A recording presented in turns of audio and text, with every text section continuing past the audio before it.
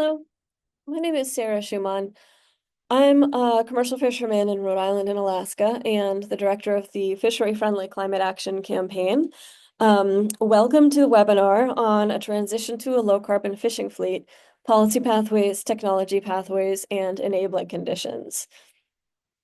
What you're seeing is actually a composite of a recording of a webinar that actually happened yesterday, January 23rd, with another recording that I'm making after the fact because we had some technical difficulties during that portion of the webinar. But what we're going to see today here is we're going to hear from a team of researchers who are members of the fishing community, who spent 2 years digging into the topic of a transition to a low-carbon fishing fleet with their peers in the fishing community. We're going to hear about what that research found, and we're going to talk about what the next steps are that the fishing community can undertake and get involved in to build on this research and turn knowledge into action so that we benefit the bottom lines of fishing businesses, the energy resilience of our communities, and that we are creating momentum together towards a net zero future. First, I want to give you some context. So as I said, I'm the director of the Fishery Friendly Climate Action Campaign, which is a relatively new bi-coastal initiative that started in 2022. Our motto is climate action led by people in boots, not people in suits. We're not a formal organization or a coalition, but rather sort of a framework for interaction through which individual members of the fishing community, fishing businesses, and fishery associations can interact, find a common cause, and pursue fishery-friendly climate solutions together. We make use of 4 core strategies. The first one is to catalyze collaborations and conversations within the fishing community, to build capacity, achieve alignment, and mobilize action. The second is to convene participatory processes that channel the aspirations and knowledge of our diverse community into meaningful collective impact. And you're going to see both of those first 2 strategies at work today in the research that we're about to present. In addition, the campaign connects fishermen with allied constituencies and external experts who can help the fishing community build power through relationships and knowledge. And we're about to pivot to that strategy here today. On this webinar, we have members of the fishing community, we have members of the research team, fishermen who participate in the research and some who didn't, and we have a number of members of the government, NGO, research institution, and technical community on the webinar as well. This is the first dialogue of this sort that we've had on this topic altogether, and it really represents a key turning point in which we're really going to start focusing on those connections in the third strategy shown on the slide. The research that we're about to present today was led by a team of researchers who have deep roots in the fishing industry. All 5 of us, Kinsey, Erika, Tim, Hattie, and I, are working members of the fishing community. Some are members of multi-generational fishing families. We're all proud to call ourselves fishermen, and we're also really proud that we've been able to work with our peers in the fishing community to tap into a topic that could potentially be uncomfortable, but instead sparked curiosity and connection between ourselves on the team and among our peers. And now that we're presenting it outwardly to members of the fleet who participated and beyond, we really look forward to carrying those connections into the future. These are some of the organizations and entities that helped fund this project. And this project also drew upon a substantial amount of in-kind work and individual donations from the members of the fishing industry. So it was not by any means a robustly funded effort, and it was not a centrally funded effort. And I think those are all things that as fishermen we take pride in, our ability to sort of do things to make do resourcefully with little and still get the job done. The interview questions were informed and reviewed by a team of fishermen and other experts at the outset of this project, and the recruitment of interview respondents was facilitated by a number of different fishermen's associations, many of whom not only helped facilitate connections with their members, but provided a location to do the interviews, and by individual connectors within the fishing industry. And the co-creators of this research with us were also included the 148 vessel owners who we interviewed across 8 states, 24 of whom had personally received or participated in incentive programs that we're going to discuss later in the presentation, as well as 16 technical assistance intermediaries who helped fishermen access those incentive programs, 11 port managers who manage fishing ports, or harbor masters or port managers, and 4 administrators of state and federal programs that make dollars available to fishermen to do things that could help with efficiency on their vessels.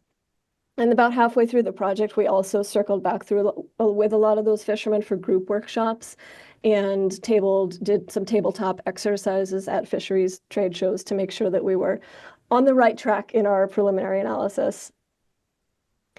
So why did we bother doing this project? The impetus for the work came in early 2022. Specifically, if you look at that first, the steep rise in diesel fuel prices that occurred between February and March 2022, where diesel fuel on average nationally jumped by over $1, and in some locations that jump was much more acute. At that time, we knew that Congress was discussing something that was then called the Build Back Better Act. And so we started to speculate amongst ourselves in the industry, maybe now is the time to really start thinking about something other than fossil fuels. And if we could at least decrease the amount of diesel we're using, that would sure be a good thing for our bottom line. But we also know that fisheries are a very up and down business that's facing an increasing number of stressors nowadays, a lot of them tied to climate change and climate solutions. And we're going to need help to do this. So that later that year, the Inflation Reduction Act was passed. Another state level legislative bundle was passed in Washington called the Climate Commitment Act in late 2021 that went into effect in early 2023. And so we just saw all of this action going on, but knew that none of these packages, these legislative packages, had anything specifically demarcated for the fishing industry, and that if we wanted that to be included, that we were going to have to lead the way. So we set about doing this project to compile the views, concerns, questions, aspirations, and priorities from the fishing fleet on both coasts that would help policymakers meet our needs and help us participate and lead the way in an energy transition. So we did our interviews between March 2023 and mostly complete by February 2024, with a couple lingering into last year to fill the gaps. And then, as I mentioned earlier, we did sort of a fleet check-in through some workshops in ports and some fisheries trade shows last spring. The findings from this work are found in 3 series of reports that were released last week. There's a 6-volume set called Policy Pathways to a Low Carbon Fishing Fleet, a 6-volume set called Technology Pathways to a Low Carbon Fishing Fleet, and a 3-volume set on Enabling Conditions for a Low Carbon Fishing Fleet. And I'm going to go through a little bit of the content that's in each one, but they're all at our website, and I will post that in the chat. So I'm going to be very quick here because I want to hear from other people too. So the first 5 volumes in our Policy Pathways to a Low Carbon Fishing Fleet series are focused on evaluating existing state and federal programs that are already on the books and already in practice. These include 3 programs administered by the EPA through the Diesel Emissions Reduction Act. There's a national program, a tribal DERA program, and a state-administered DERA program that's funded by the EPA. The 4th program we looked at was the USDA's Rural Energy for America program, or REAP, and the 5th program we looked at was California's state-level Carl Moyer program. So for each of these, we did sort of case studies with fishermen and fishermen's organizations who had been able to participate in these programs, as well as those who had attempted to participate but had been stymied and opted out of completing an application or were rejected by the program. And what these programs indicate is that there's a real variable patchwork of opportunity that is determined by the state a fisherman resides in, the type of energy use they're looking at making more efficient, the type of project that would be required to make that energy use more efficient, and the local air quality characteristics of the area that they're fishing in. The DERA program has primarily been used. None of these programs, I should say, are dedicated for the fishing industry, for fishing vessels. The DERA programs have primarily been used to upgrade diesel engines to other diesel engines that are not necessarily more efficient, but are meeting higher air quality thresholds defined by things like particulate matter and nitrogen oxides and things that affect human health. So fishermen can strategically use this opportunity to replace their diesel engine with a more efficient diesel engine, but that's not exactly the purpose of the program. The Rural Energy for America program can fund fishermen in rural areas and those that also participate in aquaculture in addition to fishing. And it's focused on, it's limited to non-propulsion uses. So there are certain gaps there. And then California, the Carl Moyer program is very similar to DERA in terms of the things that it funds. All of these programs tend to, or at least the DERA and Carl Moyer programs tend to prioritize spending dollars in areas that have poor air quality because, again, their goal is to improve local air quality that humans are breathing, which means that fishermen who fish in areas with clean air quality, which are usually rural or remote areas, are less likely to succeed in achieving assistance through these programs. One thing we did find is that technical assistance by third parties is often a key to unlocking these programs for fishermen. And in some cases, that technical assistance is actually baked into the program. For example, the REAP program, since the passage of the Inflation Reduction Act, has included technical assistance grants or TAG program. We actually have a REAP tag provider on the call today who might want to say more later on. But that program actually realized that there are a lot of barriers to participation in these programs for agricultural producers, including fishermen. But by pairing interested applicants with a technical assistance provider, they can overcome those barriers. And that's an example of where that technical assistance is formally provided, but we also found a lot of examples of where that technical assistance is informally provided, for example, by engine installers who have really mastered the art of writing some of these applications and are doing so on behalf of fishermen that they're helping upgrade engines. So that sort of leads into a takeaway that maybe sort of formalizing more technical assistance is an easy way to help fishermen access existing but latent opportunities.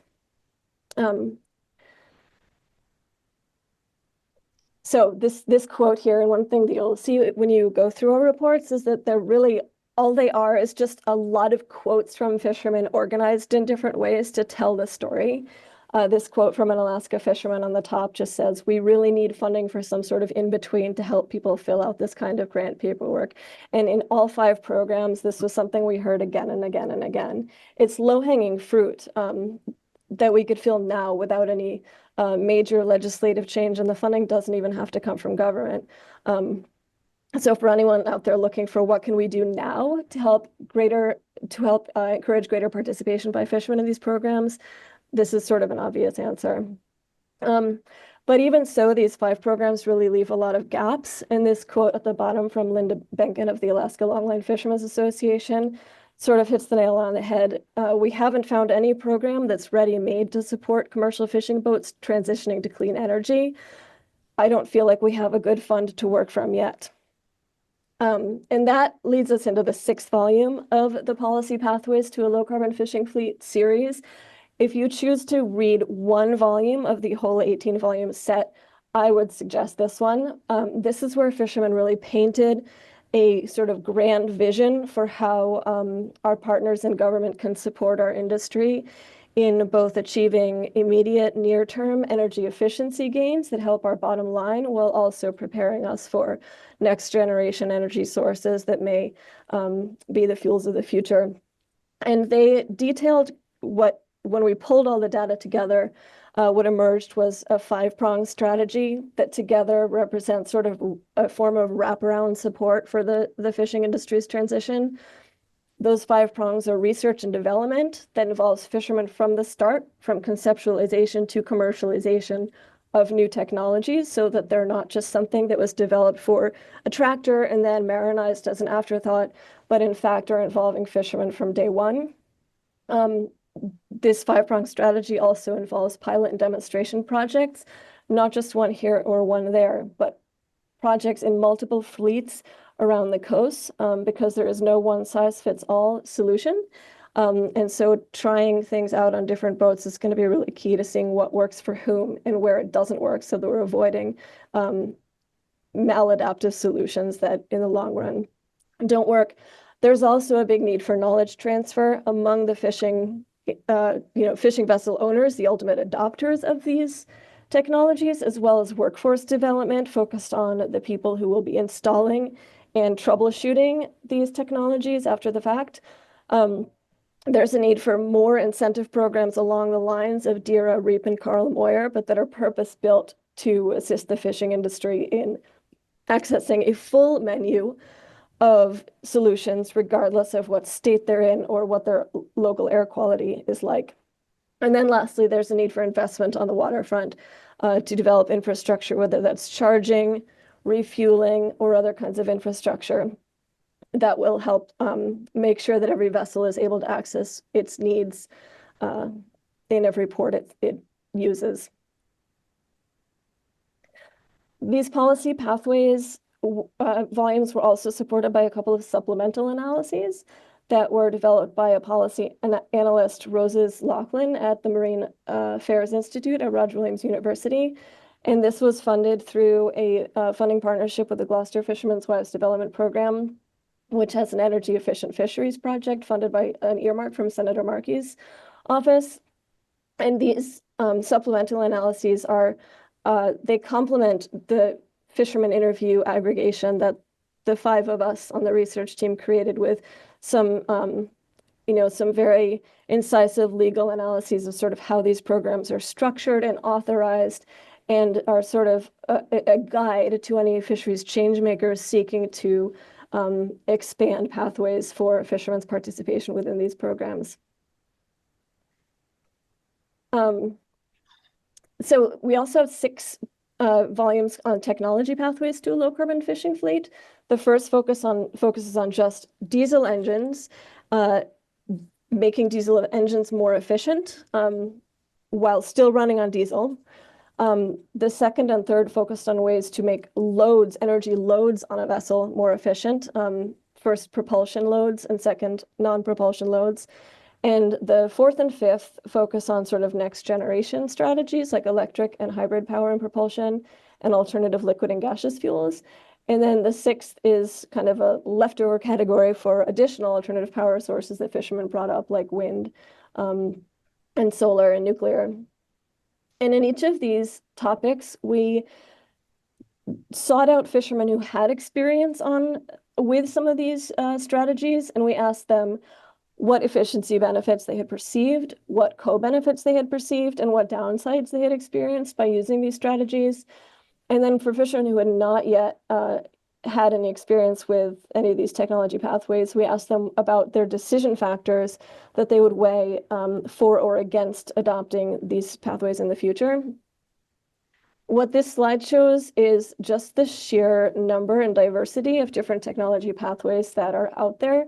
A few of these were introduced by the interview enumerators ourselves as sort of featured technologies that we were curious on hearing feedback on, but the majority were introduced by fishermen, which goes to show first the diversity of solutions that are out there, but also the fact that fishermen are actively puzzling over them, applying them, trying them out, and sharing what they've learned with other fishermen as well. So that just was really interesting to see. It sort of boggles the mind how many different solutions there are to solve one problem.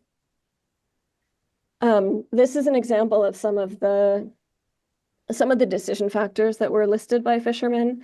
On the left hand of the screen are 6 featured efficiency measures that we asked about: a fuel flow meter, bulbous bow, propeller nozzle, a load sensing hydraulic pump, LED lights, and for those who have refrigeration on their vessel, improving the fish hold insulation. And on the right are alternative power sources such as electrification, various different alternative liquid and gaseous fuels that might be applicable to fishing vessels. And there are differences when you look at the efficiency measures, these are the factors. I'm only showing sort of the con side of the equation, not the benefit side of the equation, but these were the factors that fishermen said would act against them being confident and willing to undertake a specific measure. And you see a lot in both categories. One of the big one is a lack of familiarity with that measure or an uncertainty about whether that measure will apply to their specific vessel. This underscores, circling back to the five-pronged strategy in the sixth volume of our Policy Pathways Fleet. This underscores, again, the need for knowledge transfer so that fishermen understand all of the different options out there and which ones are applicable to their vessel based on its size, based on how long it's away from port, based on what fisheries it's participating in, even based on its hull material and various other things. Cost barriers also show up as a top concern for both efficiency measures and alternative power sources, again, highlighting the need for broad-based incentive programs, similar to DERA, REAP, and Carl Moyer, but much more robust and comprehensive and dedicated for the fishing fleet. And on the alternative power sources side of things, the top two concerns that would act against adopting many of these different solutions are the availability of charging and refueling, which again underscores the need for coordinated planning and investment both on vessels and on the waterfront, and concerns about safety, which again, it sort of highlights the need to develop solutions through collaboration between end users, fishermen, and engineers and designers at the manufacturing stage to make sure that everything is safe, reliable for the way we're using it in our fleets. We also had 3 volumes in our series on enabling conditions for a low-carbon fishing fleet. The first is called the Fishing Vessel Energy Baseline. Most of what's in this volume is profiles of the major fleets that were included in our interviews, which are listed in this box. We also, and I guess one thing that is underscored by these fleet profiles is what this Massachusetts fisherman said, who was quoted on the slide, that fishing boats aren't standardized. It's the whole package, the hull, the engine, the propeller, how you use it. Any one of those factors changing will change the whole equation. It really is so custom, which is a point that is so clear in all of these reports and the interviews that we did. Another thing that we looked at in this volume was the energy burden.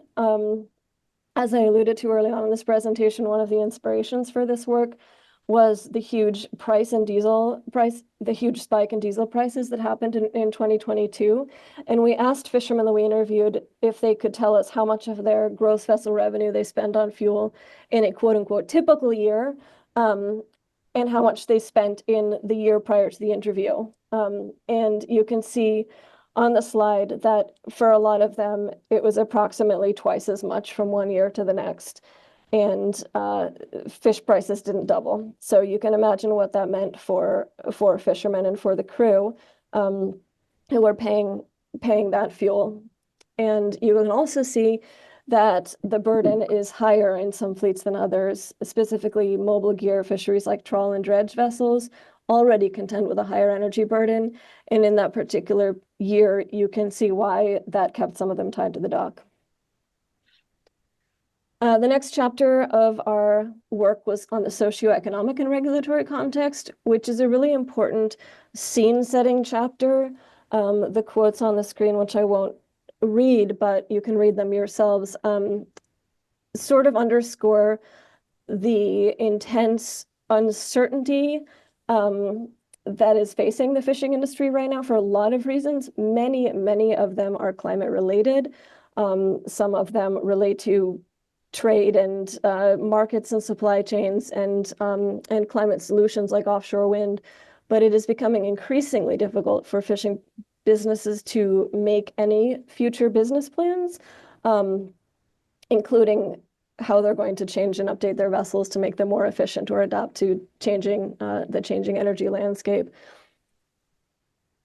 And our final volume is on waterfront infrastructure, where Kinsey, who is here on the call today and can say a bit more on this if she'd like, but Kinsey interviewed 11 port managers, and some of the things that they really underlined was that they're faced by a chicken or the egg scenario and a fear of making white elephant investments because they don't exactly know where the fleet is going, just as the fleet said that they would be afraid to invest in electrification or alternative fuels infrastructure because it wasn't available on the shore side. We heard very similar things from the shore side, again, underlining the need for synchronized planning and investments. Another thing that this chapter discusses is the fact that especially on the Pacific coast, boats can be highly mobile. So while they may have a home port, which on these maps is indicated with the blue pin drop, many of them are frequenting numerous other ports throughout their fishing season. And so those alternative fuels or those charging stations need to be available in every single one of those ports. So we need to be thinking in regions where fishing fleets are highly mobile like this. We need to be thinking in terms of transportation corridors and not just specific ports. And those transportation corridors may include large ports and teeny tiny ports, urban ports and rural ports, and they all need to be brought into the energy future together. In terms of how we're going to use this research, one of the exciting things that we're going to transition to immediately is that we're going to start a collaboration with the trade publication National Fisherman, led by Carly Stewart, who had to jump off the call. I'm sorry that I didn't make it in time to allow Carly to have the mic here. But we're going to publish a 20-article series to start filling the gaps in what fishermen know and understand about a lot of these energy solutions.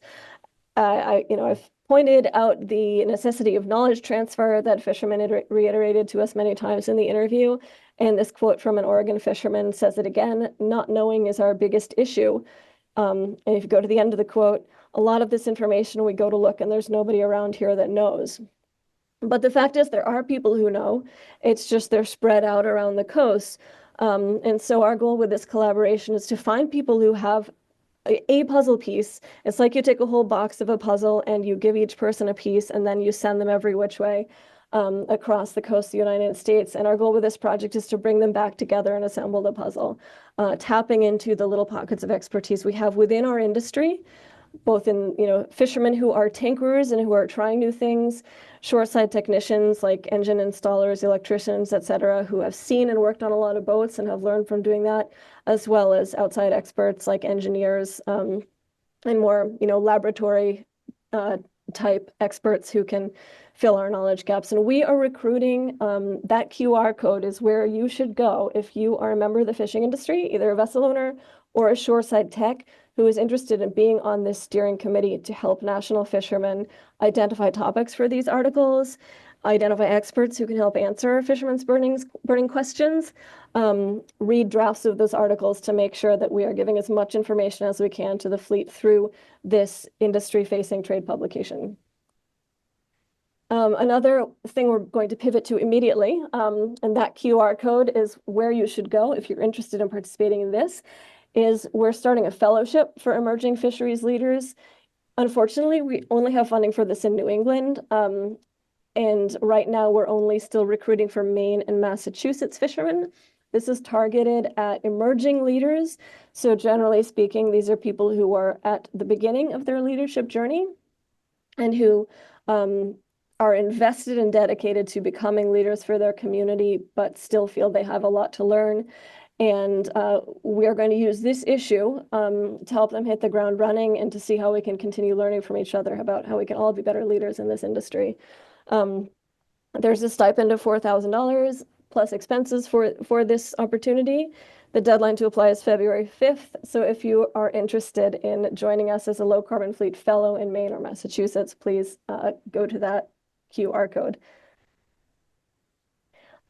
Both of the fellows and the steering committee for the National Fishermen Collaboration are going to start their participation through a series of sort of book club style discussions over the next month or 6 weeks, where we actually go through some of these volumes in more detail and reflect on them together. We are not limiting those meetings to those groups, however, and if you are interested in joining us, this is the link to the events listing, and just contact me for a login information, and we would love to include you as well if you want to read these reports and do like a deep dive with us in reflecting on what they say and how to move forward from here. And then there are so many different opportunities where fishermen can lead the charge in the policy arena. At the federal level, we're going to wait and see. We'll work on agency engagement for now, and may wait and see if there are opportunities at some point through Congress to raise the opportunities that we've identified through this work. But certainly at the state level, the comprehensive climate action plans that are taking place in a lot of the states are a key place where fishermen can insert some of these priorities. And I am here as your thought partner and to help you navigate our research so that we can find bits and pieces of what we've done that can back up any ask that you may want to make as a fisheries leader or a fisherman or a fisheries organization that you may want to make to your to the policymakers in your state or at the federal level.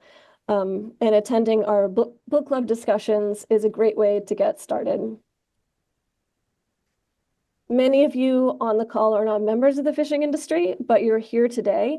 And to me, that signals that you are here in out of a desire to support this work as allies and partners. And I want to thank you for taking interest in this work. You'll notice that each and every volume of this report contains a value statement that describes how the fishermen who contributed to this research want this information to be used. A lot of them were very clear to me that they want this information to be used to advance the resilience of the fishing industry, and want to guard against any possibility that it could be used for other purposes that undermine our resilience. And I will be very vigilant out of a duty to them to make sure that that's always the case. Our website also has resources on, if you're not within the fishing community, how you can work with the fishing community in ways that are respectful and advance alignment. So we still have 22 minutes. Good. So I'd like to first give a chance to the rest of the members of the research team to say a few words. After that, we'll take questions and comments. I'd like to go in a certain order. So these questions can be about the research. It can be about the fellowship that we're going to kick off soon. It can be about the National Fishermen Collaboration, or your suggestions for other next steps that you would like to do, or you think we should all do together to build on this work and make sure it has the maximum impact that it can. But we're going to take them first from people who participated in the research. So if you were a fisherman who was interviewed for this research, or if you were a key informant, if you were one of those people who helped connect us, the research interviewers, with your community, I'd love to hold space for you to speak first out of recognition of the key role that you played in this work. After that, I'd like to hold space for other members of the fishing industry, either fishermen or fisheries reps, to have the floor. And after that, we will open it to everyone else. So Tim Rovinelli, who is one of our members of our research team, could not be here in person today.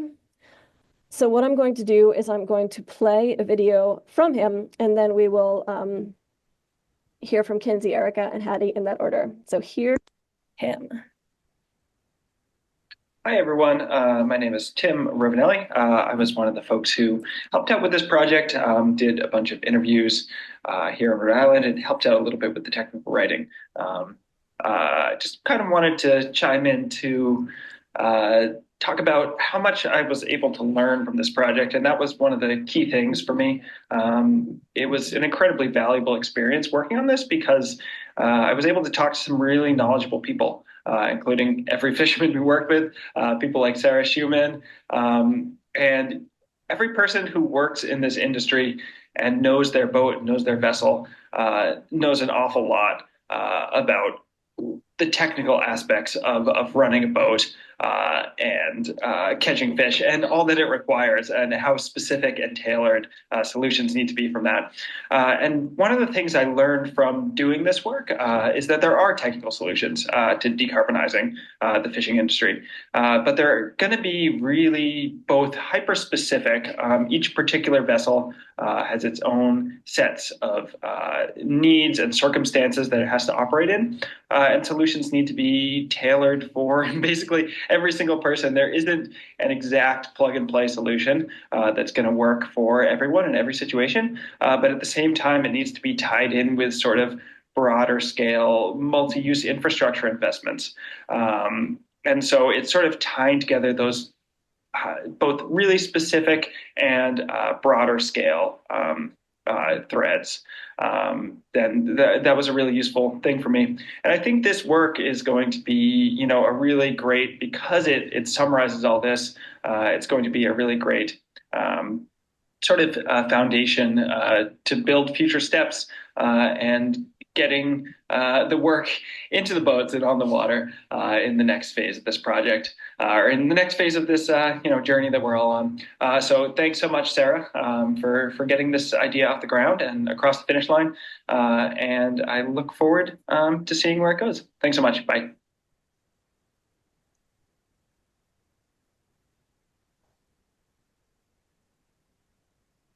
Kinsey. Hi, can you hear me okay? Yes. Yeah, hi everyone. I'll leave plenty of time for discussion because that's what I'm definitely most interested in from this. But I'll just say from my perspective, working on this project with the team and with Sarah was really like a master class in ethical community research and how to really help like a grassroots movement move forward. This is truly fisherman led.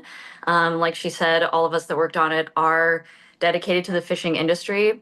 And I think, lately we've been hearing a lot of climate resiliency projects and things like that that like are trying to have communication with the community. Oh, sorry. Am I not showing up? Oh, um, it says my video's on. Sorry. I'll just keep talking so I don't waste time. But Sarah really had like a very real commitment to that in that, being flexible when you're working with fishermen and understanding everyone's seasonality and situation is different is what made this research possible. And that's what's also going to make all of the solutions possible, knowing that we have a lot of common thread here, but like was mentioned in the rest of the presentation, it's a very diverse fleet that we have in the US. Because this effort has been fisherman led, I think that that's a great opportunity for if you're a fisherman, you can continue to be a part of it or start to be a part of it right now in all different scales of ways, from very small to like a leadership role if you're interested in that. And then B, if you're not a fisherman, but you're in like that support role or just are interested in this and want to see, how you can continue to move it forward, there's space for that as well. And you can move forward feeling like very confident that a fishing fleet is behind you and this is truly what they want to happen. There's so much to say here. So I hope that folks dive into this. And I think my contact is probably listed somewhere on the website. If you have like Alaska specific stuff, please feel free to reach out and we can chat more. Thanks. Hey everyone, Sarah, thank you so much for really thorough slides. That was great. This was such a great research project to bring me into the research world where I was sort of periphery, because it was so personal to take what I know from my Alaska fishing paradigm and then expand it and extrapolate it to all the East Coast and further down to California and learn about so many different varieties and that really there's many different ways to skin a salmon. So I'm really excited to see if some of these ideas come to fruition. The slide that Sarah put up there with like four different categories, but then all the different ones within the types of fuel and then wind power to all of that, see if any of that happened because it felt sometimes you get a little bit tunnel vision, and this project was really eye-opening to the community that fishermen have, even if we are not necessarily in contact right now. We're there waiting to share this information amongst ourselves. And so I think that is the future of the project too, is this decentralized community led process that I'm just really grateful Sarah got off the ground.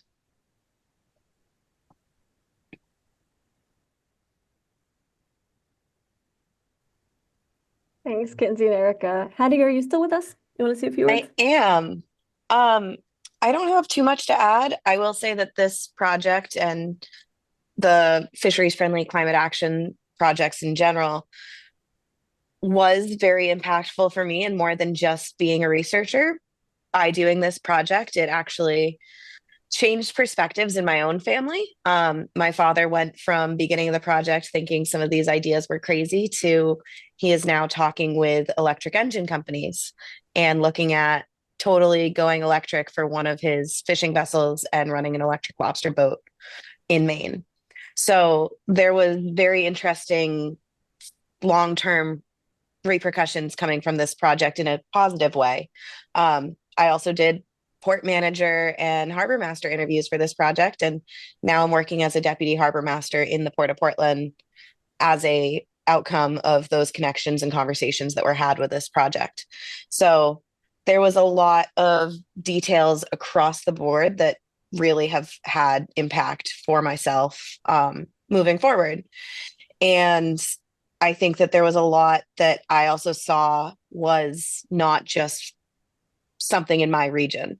I was out in Seattle at one point in 2024 for the Pacific Marine Expo, and conversations with fishermen out there, there was so much overlap to conversations we were having back here. And I wouldn't have known that to the same extent if it hadn't been for this project.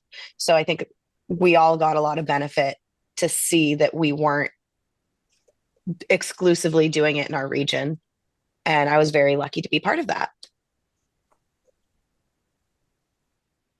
It was so nice to hear your reflections and for all of you, my collaborators, and super exciting to hear how this has affected your own personal and family lives. That's really very fulfilling. You never know what kind of change is going to come out of a large effort like this, but knowing that small changes on the individual level are already occurring is deeply rewarding. So thank you for sharing those things. So as I said earlier, let's first see if there are any fishermen or others who participated in this research as interviewees, respondents, key informants, or community connectors who want to say a few words, and then we'll go to members of the fishing community in general. Raise your hand if you want to say a few words or ask a question or suggest a next step or anything.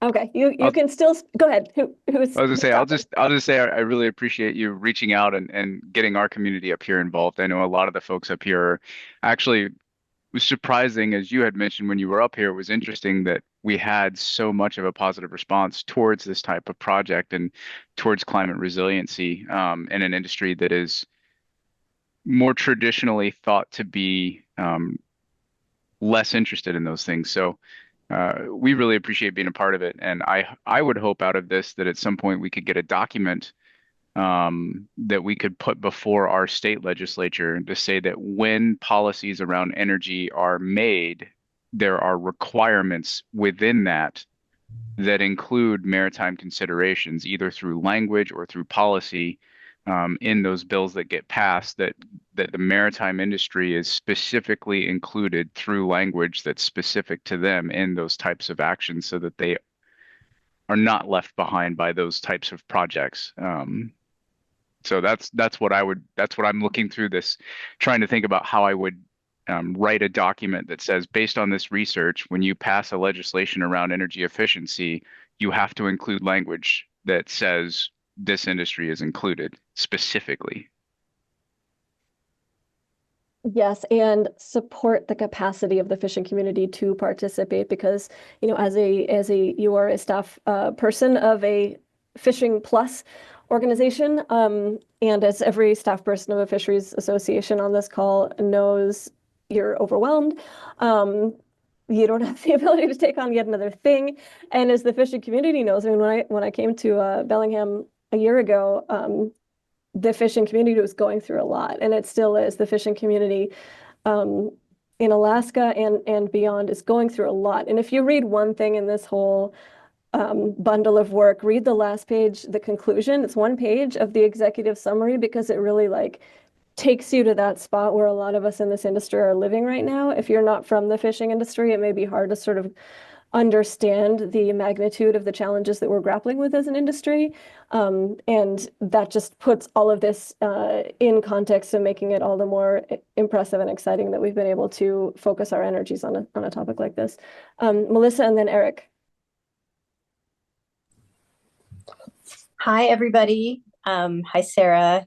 I just want to quickly say I'm in bed right now. I had ankle surgery yesterday, so that's why I look how I look, but I couldn't help but raise my hand and just thank you for your team's efforts. I remember meeting you 2 years ago and having an interview with you in Santa Cruz Harbor and being hopeful for the work, but thinking, man, what a big project. And I'm just so impressed. I can't wait to dive into the report. And I also wanted to call out, I shared the email for this webinar with a bunch of district staffers for our region, and 2 of them hopped on, a staffer from Panetta's office and from Dawn Addis's office, and I'm really happy to see that Liz and Alexis are here. So thanking those 2 staffers for paying attention to what's going on with our fishing industry. And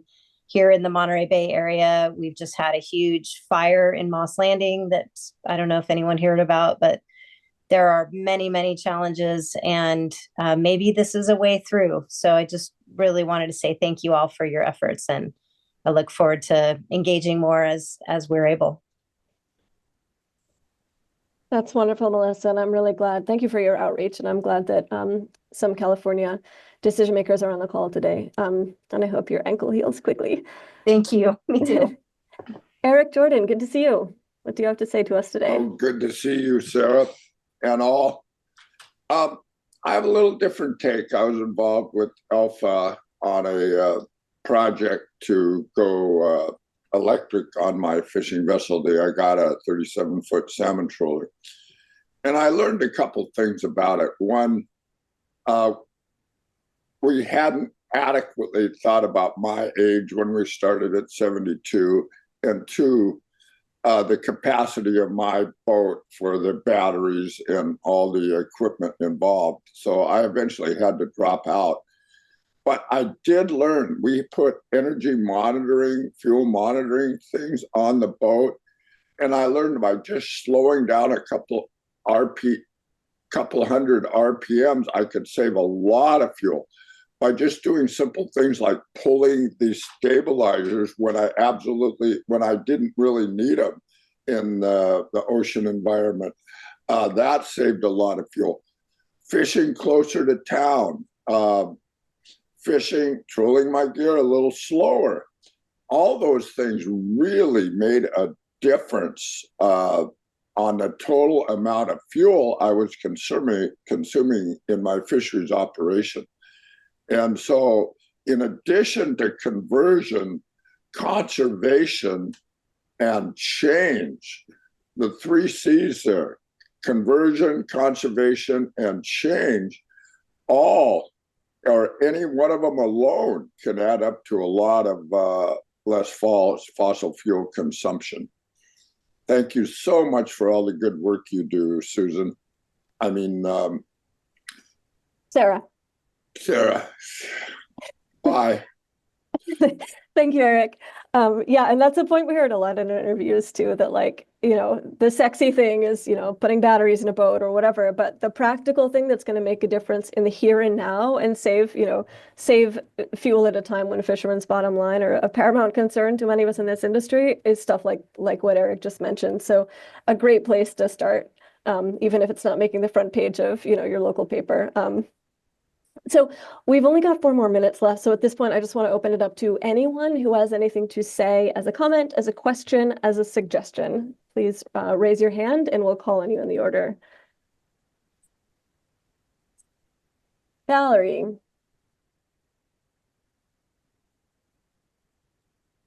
Valerie Nelson.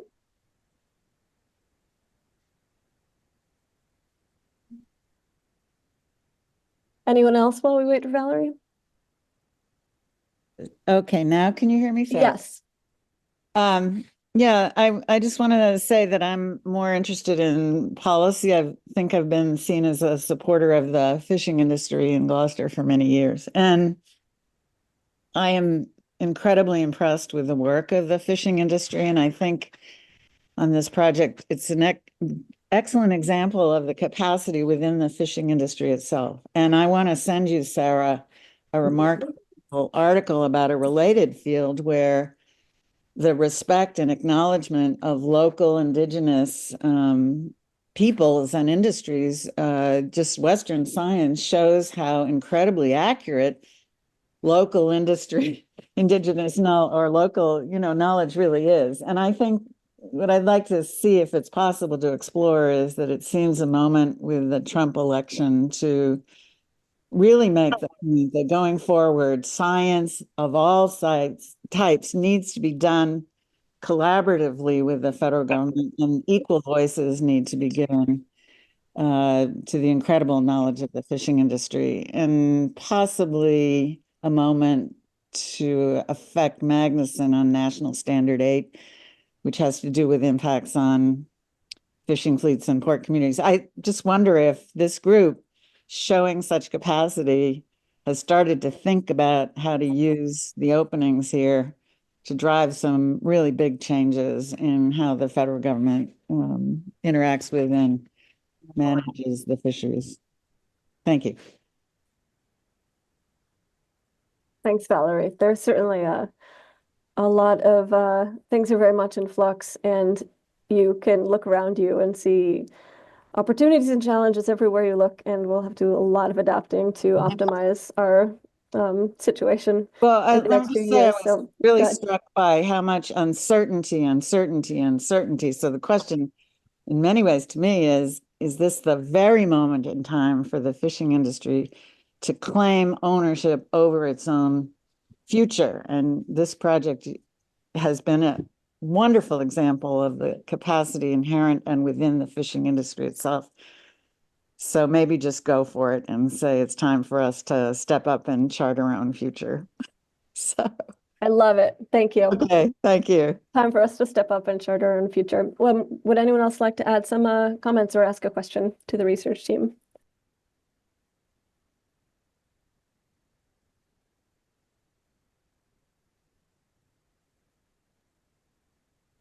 If any of you have questions about what's entailed in the fellowship for Maine and Massachusetts fishermen, or questions about the steering committee to advise national fishermen writers on our 20-article series about energy solutions for fishing vessels, you can ask me now, or you can ask me at any point between now and February 5th. I look forward to receiving some good applications. Anyone else?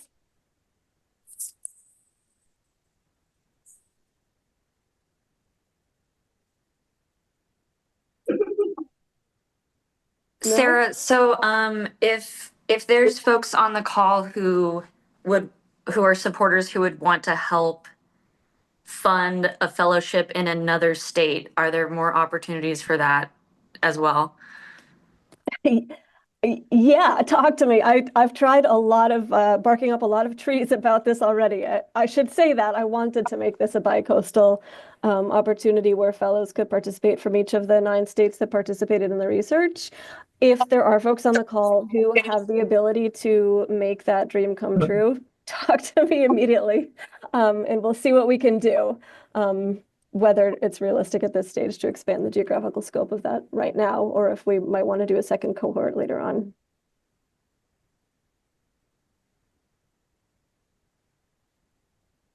Last call for questions or comments before we wrap it up.